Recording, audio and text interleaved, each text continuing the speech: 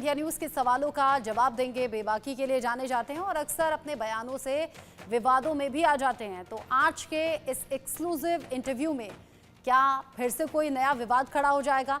क्या फिर से कोई विवादित बात कह दी गई है?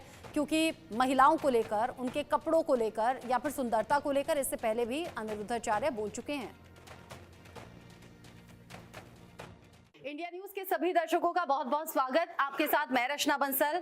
एक नाम आध्यात्म के क्षेत्र में बहुत ज्यादा फेमस पिछले कुछ दिन में हो रहा है। उनकी तमाम रील वायरल होती हैं। अनिरुद्ध आचार्य जिनका नाम है, उन्हीं के आश्रम में पहुंचे हुए हैं हम। आप अपने आध्यात्म को लेकर, अपने ज्ञान को लेकर, अपनी बातों को लेकर जितना चर्चा में रहते हैं, महाराज जी आपका इंडिया न्यूज पर बहुत स्वागत।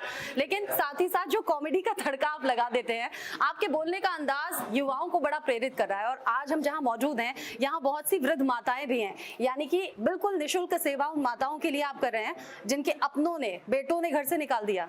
बिल्कुल, ये सभी माताएं यहाँ रहती हैं और इन माँओं के सभी प्रकार का ख्याल, समय से भोजन, समय से दवाई, समय से उनका इलाज, सब प्रकार की। अब सोचिए आपके घर में 4-5 लोग हैं, उनके लिए सारी ज़िंदगी आपको कमाना है, पर यहाँ 290 वृद्ध माएँ हैं, उनके लिए सारा कार्य है। तो यहाँ भी वही कॉमेडी वाला माहौल रहता है क्या?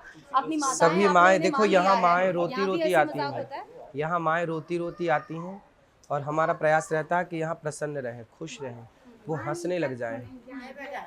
अच्छा, कुछ माताएं आपको बुला भी रही हैं शायद। माताओं का आशीर्वाद तो ऐसा होता है जो हर कोई पाना चाहता है, और यहाँ महाराज जी कुछ इस अंदाज में उनकी सेवा भी करते हैं और यहाँ निशुल्क उनके रहने की व्यवस्था है। अच्छा, बुजुर्ग होते हैं तो बहुत सी बीमारियां भी हो जाती हैं, तो इनके उपचार का भी बिल्कुल उठाते हैं? बिल्कुल, इनका इलाज है, ऑपरेशन भी है आँखों का या कहीं किसी चीज़ का, वो भी होता है निःशुल्क। ये सभी माएँ यहाँ सुखपूर्वक सब दवाई तुरंत इनको हॉस्पिटल भेजते हैं और ज़रूरत पड़ने पर दिल्ली बड़े बड़े हॉस्पिटलों में भी इनका इलाज होता है। माता जी, आप कहाँ से आई हैं? आप कहाँ से हैं? मैं हैदराबाद की। हैदराबाद से। हाँ। अच्छा, तो वृंदावन कैसे आना हुआ? हाँ, मैं आके ये पहले कथा बाची है ना, आगे कथा सुनी तो मेरा मन हो गया जाऊंगी बोल के। अच्छा। के मन का मन कोई यो को नहीं करे हो, पर मेरा मन हो गया कि मैं जाऊँ वृंदावन।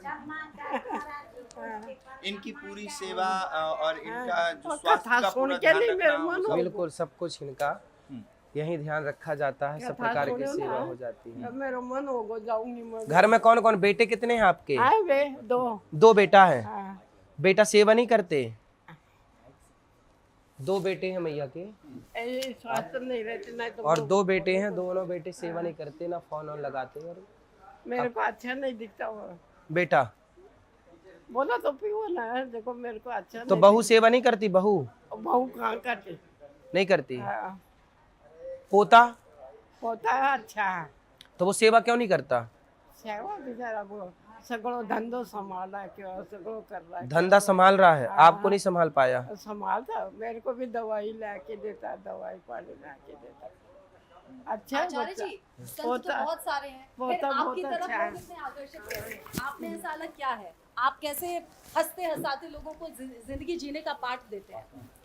देखिए यहाँ पे सेवा है। सबसे बड़ी बात ये है ना कि आज के युवाओं को ज्ञान तो चाहिए, पर ज्ञान उनके हिसाब से चाहिए। मतलब बात सही भी है कि हम हंसते हंसाते बड़ी बड़ी बातें सुन लें, बड़ी बड़ी बातें कर लें और सुखपूर्वक जीवन जी लें। आज के ज़माने में डॉक्टर देखो सुई लगाता है ना तो रुई से पहले घिसता है, तो बस उसी अंदाज में है कि सब हंसते हंसते बड़ी बड़ी बातें अच्छा, हो एक और बात मैं पूछना चाहूंगी। हाँ, आप उन वृद्ध माताओं से बात कर रहे हैं जिन्हें उनके बेटों ने घर से निकाल दिया। अच्छा, ये निकाले जाते हैं इसलिए क्योंकि पत्नी से बनती नहीं सास की, इसलिए घर से निकाल दिए। लेकिन आजकल तो हम देख रहे हैं पति पत्नी की भी नहीं बन रही है। पति पत्नी को मारकर सूटकेस में भर दे रहा है और पत्नी काट कर ड्रम में भर दे रही है। उन रिश्तों को लेकर क्या कहेंगे? ये सारी चीज़ें तब बिगड़ गई जब माँ बाप ने संस्कार देना छोड़ दिया। यदि बचपन से आप संस्कार देते, आजकल आप पढ़ाते हैं बच्चों को बड़े बड़े कॉलेजों में, बड़ी बड़ी यूनिवर्सिटियों में, क्या वहाँ पर रिश्तों के लिए कोई सिलेबस है?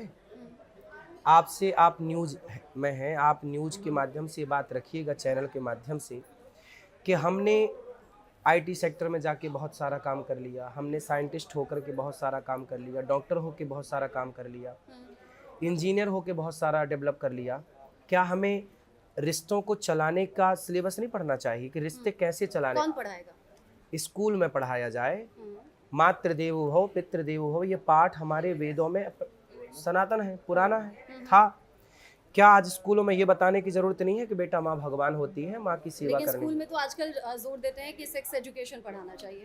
वो सब कुछ खत्म हो जाएगा। एक अच्छे संस्कार हर सबके लिए, हिंदू मुस्लिम सबको अच्छे संस्कारों की आवश्यकता। आज संस्कारहीन समाज होता चला जा रहा है। वो संस्कारहीन होने के कारण ये सब समस्याएं पैदा हो गई। कैसे हो गया? मोबाइल से, सोशल मीडिया। अब आपने ही बोला कि आजकल स्कूलों में संस्कारों को छोड़कर वही जो आपने नाम लिया उसको